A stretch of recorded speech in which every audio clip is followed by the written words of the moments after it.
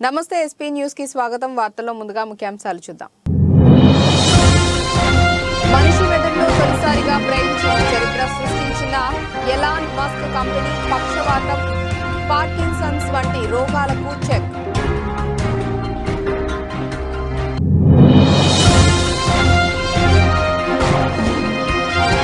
రామ మందిరం కళ నెరవేరింది. రాష్ట్రపతి ద్రౌపది ముర్ము.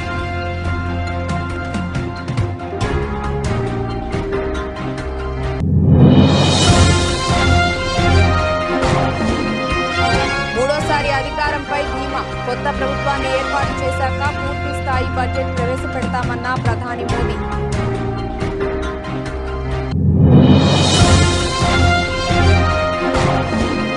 హస్తినకు AP CM Jagan. మోదీ అమిత్ షాలతో పాటు కేంద్ర మంత్రులతో భేటీ.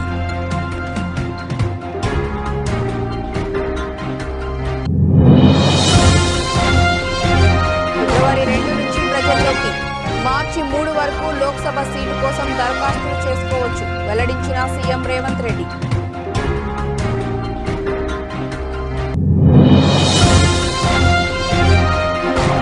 ఖేలో ఇండియా యూత్ గేమ్స్ లో తెలంగాణ పథకాల జోరు. యువ స్విమ్మర్ శ్రీనిత్యకు రజతం.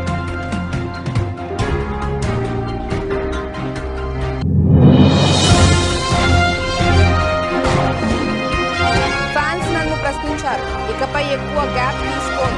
ఆసక్తికర వ్యాఖ్యలు చేసిన షారూక్.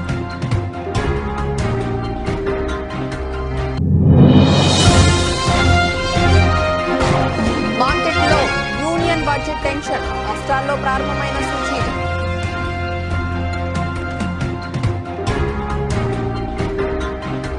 రామ్ కథానాయకుడిగా దర్శకుడు పూరి జగన్నాథ్ దర్శకత్వంలో వచ్చిన ఇస్మార్ట్ శంకర్ సినిమా చూశారా? ఆ చిత్రంలో హీరో మెదడులో ఓ చిప్ను అమరుస్తారు. సినిమాలో ఆ దృశ్యాన్ని చూసి ఇది నిజంగా సాధ్యమా అని అనుకున్నోళ్లు చాలా మందే ఉంటారు. అయితే నిజ జీవితంలో ఆ ఫీట్ను చేసి చూపించింది అమెరికా స్టార్టప్ కంపెనీ న్యూరాలింక్.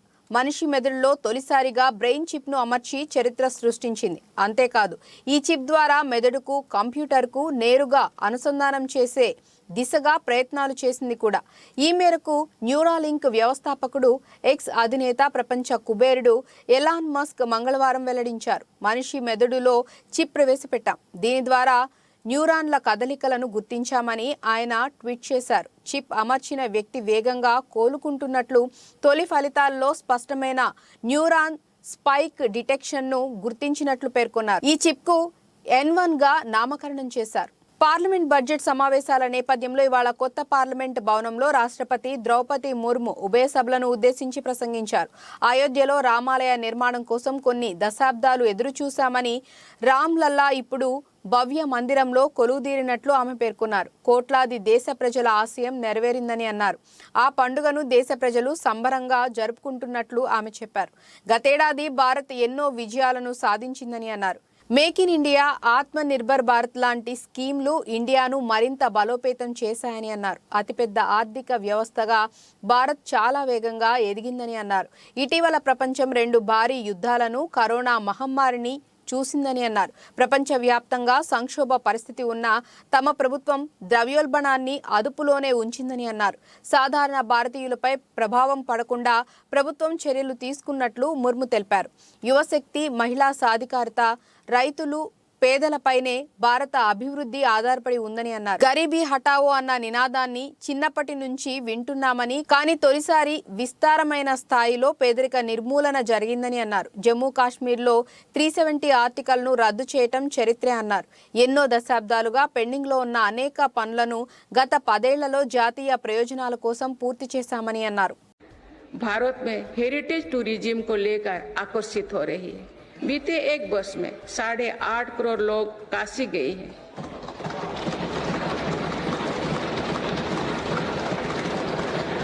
पाँच करोड़ से अधिक लोगों ने महाकाल के दर्शन किए हैं.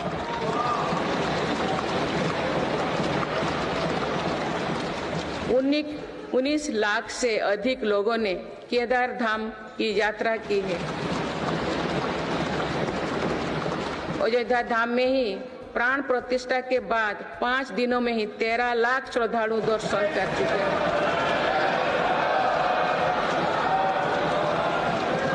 పార్లమెంట్ బడ్జెట్ సమావేశాలు ప్రారంభమయ్యాయి. ఈ సందర్భంగా పార్లమెంట్ ఆవరణలో ప్రధాని నరేంద్ర మోదీ మీడియాతో మాట్లాడారు.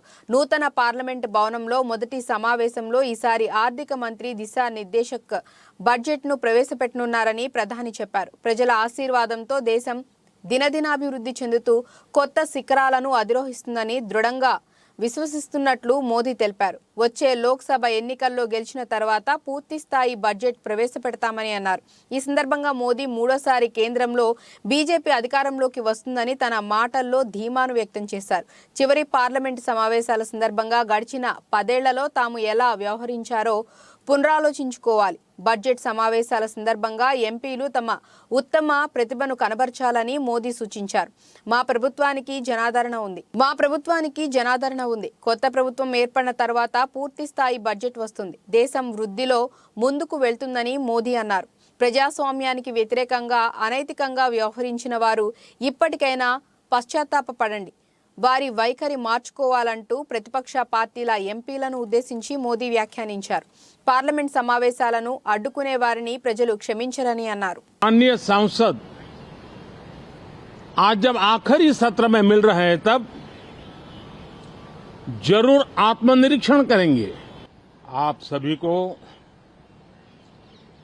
2024 के वर्ष का राम राम.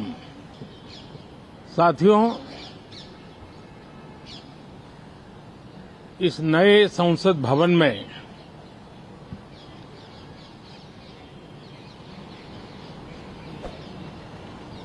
जो पहला सत्र हुआ था उसके आखिर में ये संसद ने एक बहुत ही गरिमापूर्ण फैसला लिया था और वो फैसला था नारी शक्ति वंदन अधिनियम. और उसके बाद 26 जनवरी को भी हमने देखा किस प्रकार से देश ने कर्तव्य पथ पर नारी शक्ति के सामर्थ्य को, नारी शक्ति के शौर्य को, नारी शक्ति के संकल्प की शक्ति को अनुभव किया. ఏపీ సీఎం జగన్మోహన్ రెడ్డి ఇవాళ ఢిల్లీకి వెళ్లనున్నారు. కేబినెట్ సమావేశం అనంతరం గన్నవరం విమానాశ్రయం నుంచి ప్రత్యేక విమానంలో ఢిల్లీ పయనమవుతారు. రేపు కూడా సీఎం జగన్ ఢిల్లీలోనే ఉండే అవకాశం ఉంది. ఢిల్లీ పర్యటనలో భాగంగా ప్రధాని నరేంద్ర మోదీ, కేంద్ర హోంశాఖ మంత్రి అమిత్ షాతో పాటు పలువురు కేంద్ర మంత్రులను జగన్ కలవనున్నారు. ప్రత్యేక హోదా, పోలవరం ప్రాజెక్టుకు నిధులు, ప్యాకేజీ, కేంద్రం నుంచి రావాల్సిన రాయితీలను జగన్ కోరనున్నారు. ఇదే సందర్భంలో ఏపీలో తాజా రాజకీయ పరిణామాలపై కూడా మోదీ, అమిత్ షాలతో సీఎం జగన్ చర్చించనున్నట్లు తెలుస్తోంది. మరో 2-3 నెలల్లో అసెంబ్లీ, పార్లమెంట్ ఎన్నికలు జరగనున్న నేపథ్యంలో ప్రధాని మోదీ, అమిత్ షాలతో జగన్ భేటీ అవుతుండటం రాజకీయంగా ప్రాధాన్యత సంతరించుకుంది. సీఎం జగన్మోహన్ రెడ్డితో పాటు ఆర్థిక మంత్రి కూడా ఢిల్లీ వెళ్లనున్నారు. ప్రధానంగా అనేక ఆర్థిక పరమైన అంశాలకు సంబంధించిన నిధులు కేంద్రం వద్ద పెండింగ్ లో ఉన్న పరిస్థితి, ముఖ్యంగా పోలవరం ప్రాజెక్టులో చేసిన పనులకు సంబంధించిన నిధులు, వెనుకబడిన జిల్లాలకు ప్రత్యేక ప్యాకేజీ, ప్రత్యేక హోదాకు సంబంధించిన అంశం, ఇవన్నీ ఆర్థిక పరమైన అంశాలతో ముడిపడి ఉన్న నేపథ్యంలో ఆర్థిక మంత్రి, ఆర్థిక శాఖకు సంబంధించిన ముఖ్య కార్యదర్శులు కూడా ఢిల్లీ వెళ్లనున్నారు. ఇటీవల కాలంలో ఏపీ కాంగ్రెస్ అధ్యక్షురాలు వైఎస్ షర్మిల ప్రత్యేక హోదా, పోలవరం ప్రాజెక్టు విషయంపై కీలకంగా ప్రస్తావిస్తున్నారు. రాష్ట్ర, కేంద్ర ప్రభుత్వాలపై ఆమె విమర్శలు చేస్తున్నారు. ఈ క్రమంలో మోదీ, అమిత్ షా భేటీలో జగన్ ఈ అంశాలపై ప్రధానంగా ప్రస్తావిస్తారని తెలుస్తోంది. వచ్చే 60 రోజుల్లో లోక్సభ ఎన్నికలు జరిగే అవకాశం ఉందని, ఆ ఎన్నికల్లో మంచి ఫలితాల కోసం కృషి చేయాలని కాంగ్రెస్ శ్రేణులకు TPCC president CM Revanth Reddy పిలుపునిచ్చారు. మంగళవారం గాంధీ భవన్లో ప్రదేశ్ ఎలక్షన్ కమిటీ సమావేశం జరిగింది. ఈ సమావేశంలో కీలక అంశం తెరపైకి వచ్చింది. ఎన్నికల ముందు పార్టీ వీడిన వారు తిరిగి పార్టీలోకి రావొచ్చని, ఎలాంటి కండిషన్ లేకుండా రావాలని సమావేశంలో నిర్ణయించారు. అదేవిధంగా మెదక్ లోక్సభ నుంచి పోటీ చేసేందుకు అవకాశం ఇవ్వాలని జగ్గారెడ్డి పీఈసీని కోరినట్లు తెలిసింది. ఈ సమావేశం అనంతరం రేవంత్ రెడ్డి విలేకరుల సమావేశంలో మాట్లాడుతూ పలు అంశాలను ప్రస్తావించారు. లోక్సభ ఎన్నికల్లో అభ్యర్థులను నిర్ణయించే సర్వ అధికారాలను హైకమాండ్కి అప్పగిస్తూ ఏకగ్రీవ తీర్మానం చేసినట్లు రేవంత్ తెలిపారు. లోక్సభలో పోటీకి దరఖాస్తులను ఆహ్వానిస్తోందని, మార్చి 3వ తేదీ వరకు లోక్సభ సీటు కోసం దరఖాస్తులు చేసుకోవచ్చని రేవంత్ తెలిపారు. దరఖాస్తుల కోసం ప్రత్యేక కమిటీని వేయటం జరిగిందని తెలిపారు. జనరల్ స్థానాలకు దరఖాస్తు ఫీజు 50,000 కాగా ఎస్సీ ఎస్టీ వికలాంగులకు దరఖాస్తు ఫీజు 25,000గా నిర్ణయించినట్లు తెలిపారు. సభ్యులుగా నియమించడం జరిగింది. వారు కూడా తొందరలోనే రాష్ట్ర పర్యటనకు వచ్చి ఈ అప్లికేషన్లను అన్నిటిని కూడా క్రోడీకరించి సిఈసికి నివేదిక ఇవ్వడం జరుగుతుంది. ఫిబ్రవరి 15 నుంచి 20 లోపల సిఈసి సమావేశాలు జరిగి అందులో వీలైనంత మేరకు తెలంగాణ లోక్సభ ఎన్నికలకు సంబంధించిన అభ్యర్థులపై అధిష్టానము నిర్ణయం తీసుకునే అవకాశం ఉన్నది. అదేవిధంగా 17 పార్లమెంట్లకు సంబంధించి ప్రతి ఒక్క పార్లమెంటుకి ఒక ముఖ్యమైన నాయకుడిని లేదా రాష్ట్ర మంత్రిని ఇన్ఛార్జిగా నియమించినాం. వాళ్ళందరూ కూడా క్షేత్రస్థాయిలో పర్యటన చేసి శాసనసభ నియోజకవర్గాల వారీగా నియోజకవర్గ స్థాయి నాయకులను, జిల్లా స్థాయి నాయకులను, మండల స్థాయి నాయకులను, గ్రామ స్థాయి నాయకులను, అదేవిధంగా ప్రజా సంఘాలకు సంబంధించిన వాళ్ళు మొన్నటి శాసనసభ ఎన్నికలలో కాంగ్రెస్ పార్టీని గెలిపించడానికి కృషి చేసి ఈరోజు కాంగ్రెస్ అధికారంలోకి తెలిసిన వాళ్ళందరితో కూడా చర్చలు చేసి వాళ్ళందరినీ సంప్రదించడమే కాకుండా దేశంలో ఇప్పుడు జరుగుతున్న పరిణామాలను దృష్టిలో పెట్టుకొని ప్రజాస్వామ్యమే పెను ప్రమాదంలో పడుతున్నది, విచ్ఛిన్నకర శక్తులు దేశాన్ని విభజించి పాలించాలనుకుంటున్న విషయాన్ని కూడా ప్రజలకు వివరించి దీనికి సంబంధించి కూడా ప్రజల్ని అప్రమత్తం చేసి కాంగ్రెస్ పార్టీ మల్లికార్జున్ ఖర్గే గారి అధ్యక్షతన శ్రీమతి సోనియా గాంధీ, శ్రీ రాహుల్ గాంధీ గారి నేతృత్వంలో ఈ దేశంలో ప్రభుత్వం ఏర్పడినప్పుడే ప్రజలకు రక్షణ ఇవ్వడం జరుగుతుంది, ప్రజాస్వామ్యాన్ని కాపాడడం జరుగుతుంది, ప్రజారంజకమైన పరిపాలన అందించడానికి అవకాశం ఉంటుంది. పేదలకు సంక్షేమ పాలన అందించటమే సీఎం జగన్ విజన్. కౌరవ సైన్యాన్ని జయించేందుకు సీఎం జగన్ సిద్ధంగా ఉన్నారు. చంద్రబాబుకి ఉంది విజన్ కాదు, ఆయన ఒళ్లంతా విషమే. మేం సిద్ధమంటుంటే చంద్రబాబు, పవన్ కళ్యాణ్ కూడా సిద్ధమనటం హాస్యాస్పదంగా ఉంది. ఎక్కడి నుంచి పోటీ చేస్తారో కూడా తెలియదు. వాళ్ళు సిద్ధమంటుంటే నవ్వొస్తుంది. పవన్ కళ్యాణ్ సిద్ధమంటున్నారు. దేనికి సిద్ధం? చంద్రబాబు పల్లకి మోసేందుకు సిద్ధమా? చంద్రబాబు విసిరే ముష్టి కోసం సిద్ధమా? ఓడిపోయి పారిపోయేందుకు సిద్ధమా? 2024 ఎన్నికల తర్వాత పారిపోయేందుకు చంద్రబాబు, లోకేష్, పవన్ వారి మద్దతుదారులు సిద్ధం. అంబటి రాంబాబు. ఇవాళ జగన్మోహన్ రెడ్డి గారు భీమిల్లో బహిరంగ సభ పెట్టారు. సిద్ధం అని పెట్టారు. మేము ఎన్నికలకు సిద్ధం, సర్వం సిద్ధం చేసుకున్నాం. మా 175 మంది అభ్యర్థులు సిద్ధం, 25 మంది పార్లమెంటు సభ్యులు సిద్ధం. మేము సిద్ధంగా ఉన్నాము, ప్రజలకు మేలు చేశాము, రాబోయే ఎన్నికలకు అడుగులు వేస్తున్నాము, మేము సిద్ధంగా ఉన్నాము అని చెబుతుంటే పవన్ కళ్యాణ్ గారు ఆయన కూడా సిద్ధం అంటున్నాడు. దేనికయ్యా సిద్ధం? మీరు నాకు అర్థం కాలేదు. మీ ఇద్దరు కలిసి కూర్చుని మాట్లాడుకుని సీట్లే అనౌన్స్ చేయలేనటువంటి దౌర్భాగ్యమైన పరిస్థితిలో ఉన్నారో, డ్రామా ఆడుతున్నారో తెలియదు మీకు.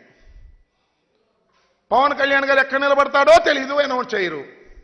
చంద్రబాబు నాయుడు గారు 1 నిలబడతాడో 2 నిలబడతాడో తెలియదు. వీళ్ళు సిద్ధం అంట. దేనికయ్యా మీరు సిద్ధం? ఒకదానికి మాత్రం మీరందరూ సిద్ధం. ఎన్నికలు అయిపోయిన తర్వాత తట్ట బొట్ట సర్దుకొని హైదరాబాదు నివాసానికి చేరడానికి అందరూ సిద్ధంగా ఉన్నారు.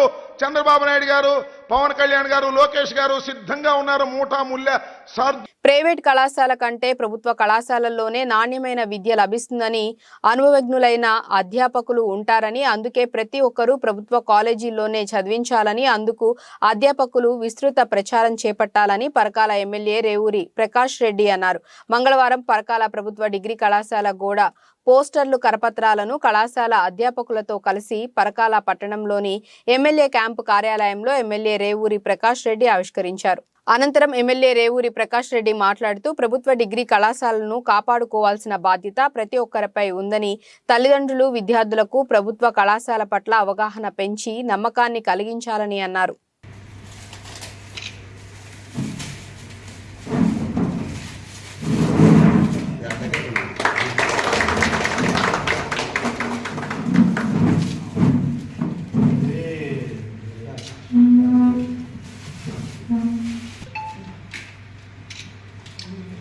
ఓకే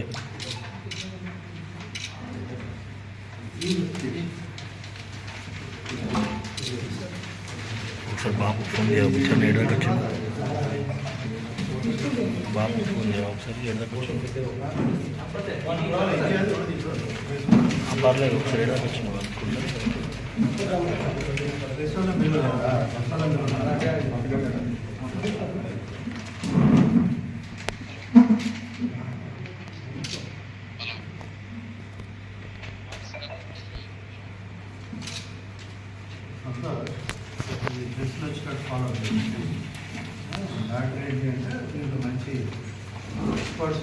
జగ్గయ్యపేట నియోజకవర్గం జయంతిపురం గ్రామం నందు 50 లక్షల ఎస్టీ నిధులతో సీసీ రోడ్లు, డ్రైన్లు ప్రారంభం మరియు 100 మంది లబ్ధిదారులకు జగనన్న సంపూర్ణ గృహ హక్కు పట్టాలను ప్రభుత్వ విప్ శాసనసభ్యులు సామినేని ఉదయభాను అందజేశారు. అదేవిధంగా తిరుమలగిరి గ్రామంలో 1.61 కోట్లతో నూతనంగా నిర్మించిన గ్రామ సచివాలయం, ఆర్బీకే కేంద్రం, తిరుమలగిరి నుండి చిల్లకల్లు వరకు రోడ్డు తదితర అభివృద్ధి కార్యక్రమాలను ప్రభుత్వ విప్ సామినేని ఉదయభాను ప్రారంభించారు. ఈ సందర్భంగా ఉదయభాను గారు మాట్లాడుతూ గ్రామీణ ప్రాంతాల్లో సచివాలయాలు, రైతు భరోసా కేంద్రాలు, హెల్త్ క్లినిక్ల ఏర్పాటుతో గ్రామ స్వరాజ్యానికి నాంది పలికిన ఘనత సీఎం వైఎస్ జగన్మోహన్ రెడ్డికే దక్కుతుందని అన్నారు. ఎస్సీ కాలనీ కొంత భాగం దీనిలో చదవరిచి 1353 ఇళ్లు చేసుకుని ఈ గ్రామ సచివాలయాన్ని ఏర్పాటు చేశారు. అలానే ఆర్బీకే వ్యవసాయం పండుగలాగా చేయాలి, రైతులకి సన్నకారు చిన్నకారు రైతులకి వ్యవసాయం చేసే వారికి వ్యవసాయం లాభసాటిగా ఉండాలి.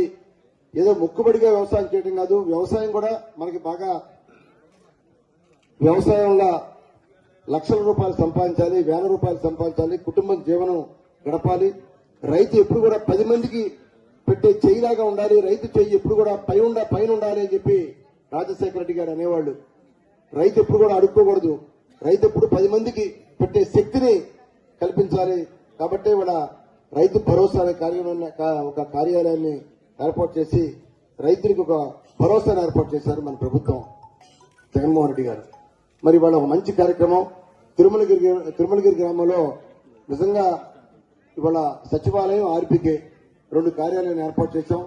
మరి కార్యాలయాన్ని ప్రారంభోత్సవ సమావేశాలకు చేసిన మన తెలంగాణ రాష్ట్ర తొలి ముఖ్యమంత్రి కేసీఆర్ సారథ్యంలోని గ్రామ పంచాయతీలకు మహర్దశ సంతరించుకుందని, గ్రామాల్లో కోట్లాది రూపాయల నిధులతో అభివృద్ధి పనులు జరిగాయని హుజూరాబాద్ ఎమ్మెల్యే పాడి కౌశిక్ రెడ్డి అన్నారు. కమలాపూర్ మండలంలోని దేశరాజుపల్లి, కన్నూరు గ్రామాల్లో నూతన పంచాయతీ భవనాల ప్రారంభంతో పాటు శంభునిపల్లితో పాటు పలు గ్రామాల్లో నూతన పంచాయతీ భవనాల నిర్మాణానికి శంకుస్థాపన చేశారు. దానికి తోడు పలు అభివృద్ధి పనులకు ఎమ్మెల్యే శ్రీకారం చుట్టారు. ఈ సందర్భంగా ఎమ్మెల్యే కౌశిక్ రెడ్డి మాట్లాడుతూ గ్రామాల్లో మౌలిక వస్తువుల కల్పనకు కేసీఆర్ సర్కార్ పెద్దపీట వేసిందని, రానున్న రోజుల్లో నియోజకవర్గంలో మరింత అభివృద్ధి జరుగుతుందని ఆశాభావం వ్యక్తం చేశారు. ఈ కార్యక్రమంలో ZP chairperson Marepalli Sudheer Kumar, MPP Tadaka Rani, ZPTC Kalyani Lakshmanarao, single window chairman Perala Sampath Rao, KDCC director Krishnaprasad, సర్పంచుల ఫోరం అధ్యక్షులు పెండ్యాల రవీందర్ రెడ్డి, పలు గ్రామాల ప్రజాప్రతినిధులు, లీడర్లు పాల్గొన్నారు. ఎలక్ట్రానిక్ మీడియా, ప్రింట్ మీడియా మిత్రులందరికీ కూడా పేరు పేరున నా హృదయపూర్వక నమస్కారాలు తెలియజేస్తున్నాను. ఇవాళ హుజూరాబాద్ నియోజకవర్గంలో కమలాపూర్ మండలంలో ఇలా శంభూన్పల్లి, కాన్పర్తి, దేశరాజ్పల్లి, కన్నూరు గ్రామాలలో నూతన గ్రామ పంచాయతీలు ఓపెన్ చేయడం జరిగింది. ఇది తెలంగాణ తొలి ముఖ్యమంత్రి కేసీఆర్ గారి విజన్. కేసీఆర్ గారి నాయకత్వంలో ఇంత అద్భుతమైన అభివృద్ధిని హుజూరాబాద్ నియోజకవర్గంలో అభివృద్ధి చేయడం జరిగింది. ఇదే విధంగా జమ్మికుంట మండలంలో కూడా దాదాపు 11 గ్రామ పంచాయతీలు కొత్త ఆడ కూడా ఓపెన్ చేయడం జరిగింది. ఇవాళ హుజరాబాద్లో కూడా రాయపల్లిలో కూడా ఓపెన్ చేయడం జరిగింది. చాలా సంతోషం అని చెప్పి సందర్భంగా తెలియజేస్తూ, మరియు ఆనాడు మేము వచ్చి ఓపెన్ చేస్తామంటే గౌరవ మంత్రివర్యులు వస్తారంటే ఆగినాం. ఎవరైనా మంత్రివర్యులు కూడా వచ్చుంటే బాగుండేది, కానీ దురదృష్టవశాత్తు తను రాలే. బేతపూడి గ్రామంలో ఉచిత దుప్పట్లు కార్యక్రమంలో మాట్లాడుతున్న స్థానిక శాసనసభ్యులు మరియు ఆంధ్రప్రదేశ్ మాజీ శాసనసభ ఉప సభాపతి కోన రఘుపతి సతీమణి కోన రమాదేవి. ముందు తలుపు తట్టి పిల్లలైనా పట్టించుకోరేమో కానీ వీళ్ళు మాత్రం ఖచ్చితంగా 1వ తేదీ పొద్దుటే 6 వచ్చి మీ చేతిలో పెన్షన్ పెడుతున్నారు. ఇదివరకు ఎలా తీసుకునేవాళ్ళు పెన్షన్ అంటే? తప్పకుండా మీరు మార్పులన్నీ గుర్తు పెట్టుకోవాలి, ఎప్పటికప్పుడు మర్చిపోకండి. ఇంత మంచి మార్పులు పాజిటివ్ వేలో వెళ్ళడం అన్నది, ఇంత జనాభా ఉన్న మన దేశంలో మన రాష్ట్రం చేసి చూపించడం అన్నది చాలా కష్టమైన విషయం. ఎంతోమంది శ్రమ పడితే కానీ మనకు ఇవన్నీ అందట్లేదు ఫలాలు. ఇవన్నీ గుర్తుపెట్టుకోండి. ఇటువంటి మంచి వ్యక్తుల్ని మళ్ళీ మళ్ళీ మనం ఎన్నుకోవాలి. రేపు పొద్దున ఈ గవర్నమెంట్ మారిందంటే, వేరేది వచ్చిందంటే మనకి ఇవేవి అందం. జగన్మోహన్ రెడ్డి గారిని ఎలాగైనా దించాలి అని ఎవరెవరు ఏకమవుతున్నారు. ఒక్కళ్ళకి ఇండివిజువల్గా రావడానికి స్ట్రెంత్ లేదు, అందరూ కట్టకట్టుకొని వస్తున్నారు. ఈయన ఒక్కడిని చేసి వాళ్ళ ఆఖరికి వాళ్ళ చెల్లెల్ని కూడా ఆయన నుంచి చీల్చారు. కానీ ఇంతమందిని వాళ్ళు చీల్చగలరా?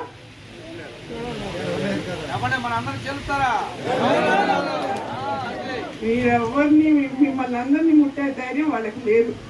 తప్పకుండా గెలుపు మనదే, టికెట్ మనదే. గెలిచి మళ్ళీ రఘుపతి గారిని మళ్ళీ ఎమ్మెల్యే చేసుకున్నాం, ముఖ్యమంత్రి గారికి మనం గిఫ్ట్ ఇస్తాం. Thank you. టీడీపీ అధినేత చంద్రబాబు అరెస్టు సమయంలో మనస్తాపంతో చనిపోయిన కార్యకర్తల కుటుంబాలకు భరోసానిచ్చేందుకు నిజం గెలవాలి పేరుతో నారా భువనేశ్వరి చేపట్టిన కార్యక్రమంలో భాగంగా 4 రోజుల పాటు బాపట్ల, ఒంగోలు, నెల్లూరు జిల్లాలలో పర్యటిస్తున్న నేపథ్యంలో హైదరాబాద్ నుంచి గన్నవరం విమానాశ్రయానికి చేరుకున్న నారా భువనేశ్వరికి శాలువాతో సత్కరించి ఘన స్వాగతం పలికిన తెలుగు మహిళా రాష్ట్ర ప్రధాన కార్యదర్శి మాల్పురి సాయి కళ్యాణి. ఈ నెల 28న హైదరాబాద్లోని సరూర్ నగర్ ఇండోర్ స్టేడియంలో జరిగిన 2వ ఇంటర్నేషనల్ మార్షల్ ఆర్ట్స్ కరాటే పోటీల్లో మెదక్ జిల్లా నార్సింగ్ మండలానికి చెందిన ప్రణతి, గీతిక, శరణ్య ముగ్గురు విద్యార్థులు మొదటి స్థానంలో నిలవటంతో వారికి గోల్డ్ మెడల్ తో పాటు ప్రశంసా పత్రాన్ని అందజేశారు. మొదటి స్థానంలో నిలిచి గోల్డ్ మెడల్ సాధించిన విద్యార్థులకు karate coach master Sampath, grand master Hariprasad, chief guest cine hero Suman అభినందించారు. విషయం తెలుసుకున్న నార్సింగ్ జెడ్పీటీసీ బాణాపురం కృష్ణారెడ్డి నేడు పాఠశాలలో సమావేశం ఏర్పాటు చేసి విద్యార్థులను అభినందించారు. నార్సింగ్ జెడ్పీహెచ్ఎస్ స్కూల్ విద్యార్థులకు సెకండ్ ఇంటర్నేషనల్ కరాటే పోటీలలో బంగారు బహుమతి బంగారు మెడల్స్ వచ్చినందుకు వారిని ప్రత్యేకంగా అభినందిస్తూ, అదే కాకుండా నార్సింగ్ జెడ్పీహెచ్ఎస్ స్కూల్లో విద్యార్థులు కూడా 91% ఉత్తీర్ణత ఉన్నందుకు అటు విద్యార్థులను కానీ ఇటు ఉపాధ్యాయులను అందరినీ కానీ ప్రత్యేకంగా అభినందిస్తూ, ఇదే మరీ కొంత ఉత్సాహంతో మరి ముందుకు వచ్చి కరాటే క్లాసులలో కానీ, గేమ్స్లలో కానీ, ఎడ్యుకేషన్లో కానీ ముందుండి ఇంకా మంచి విజయాలు అందుకోవాలని కోరుకుంటూ ఈ అవకాశం ఇచ్చిన మీ అందరికీ చెన్నై వేదికగా జరుగుతున్న ఖేలో ఇండియా యూత్ గేమ్స్ లో తెలంగాణ పతక జోరు దిగ్విజయంగా కొనసాగుతోంది. మంగళవారం జరిగిన మహిళల 200 మీటర్ల బ్యాక్ స్ట్రోక్ ఫైనల్లో యువ స్విమ్మర్ శ్రీనిత్య సాగి 2 గంటల 25 నిమిషాల 83 సెకండ్ల టైమింగ్ తో రజత పతకం సొంతం చేసుకుంది. ఇదే విభాగంలో పాలక్, అసుతోష్, నైసా వరుసగా స్వర్ణ, కాంస్య పతకాలు కైవసం చేసుకున్నారు. బాలీవుడ్ బాద్షా షారూక్ ఖాన్ కొన్నాళ్ల క్రితం వరుస ఫ్లాప్లు చూసి సినిమాలకు గ్యాప్ ఇచ్చారు. అంతా షారూక్ పని అయిపోయిందని అనుకున్నారు. కానీ గత సంవత్సరం పఠాన్, జవాన్ సినిమాలతో బ్యాక్ టు బ్యాక్ 1000 కోట్ల హిట్ సినిమాలు ఇచ్చి డంకీ సినిమాతో ఓ ఎమోషనల్ సినిమాని కూడా ఇచ్చాడు.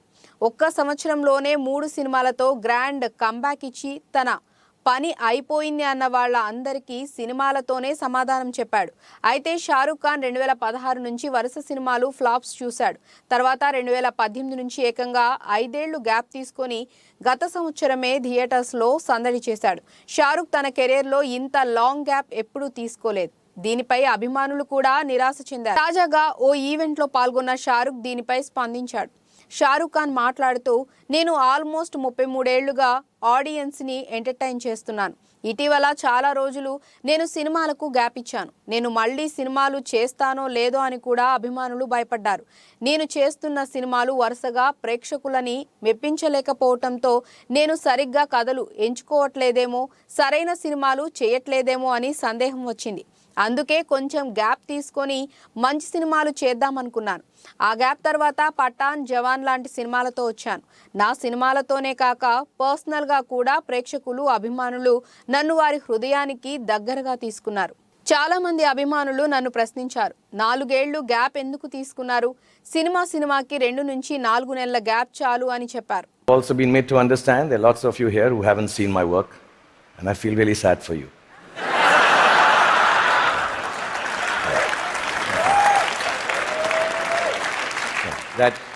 That doesn't take away from the fact that I'm completely self-obsessed, as a movie star should be. And that's when my friends Chris and Juliet called me here to speak about the future you. Naturally, it follows I'm going to speak about the present me.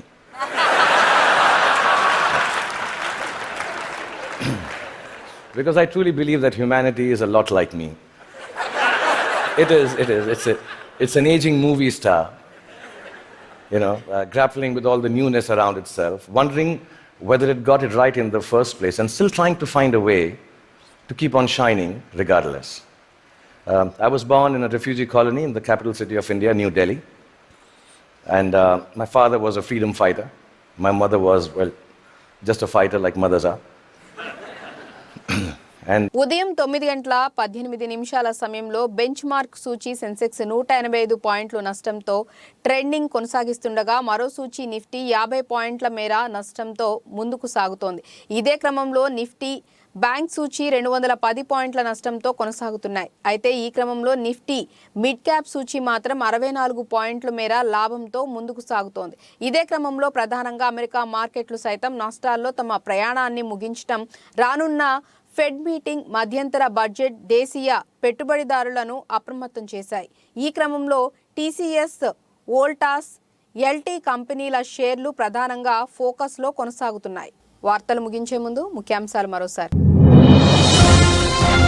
మనిషి మెదడులో తొలిసారిగా brain chip చరిత్ర సృష్టించిన Elon Musk company పక్షవాతం, Parkinson's వంటి రోగాలకు check.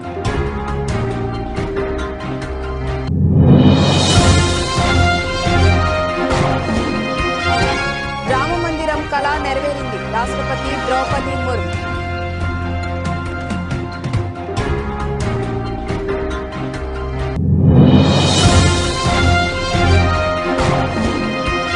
మూడోసారి అధికారంపై ధీమా. కొత్త ప్రభుత్వాన్ని ఏర్పాటు చేశాక పూర్తి స్థాయి బడ్జెట్ ప్రవేశపెడతామన్న ప్రధాని మోదీ.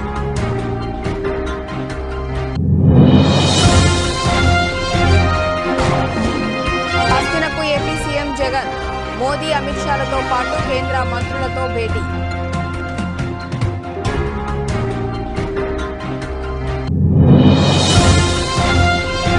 ఫిబ్రవరి 2 నుంచి ప్రజల్లోకి. మార్చి 3 వరకు లోక్సభ సీటు కోసం దరఖాస్తులు చేసుకోవచ్చు, వెల్లడించిన సీఎం రేవంత్ రెడ్డి.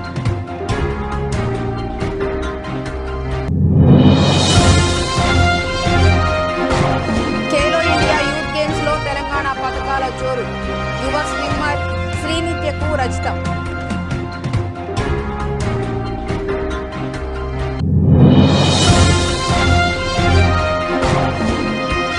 ఫ్యాన్స్ నన్ను ప్రశ్నించారు, ఇకపై ఎక్కువ గ్యాప్ తీసుకోను. ఆసక్తికర వ్యాఖ్యలు చేసిన షారూఖ్.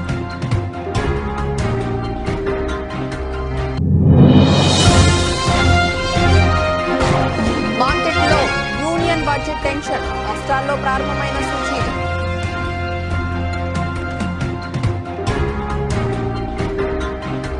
ఇక ఇవి ఇప్పటివరకున్న అప్డేట్స్. నమస్కారం.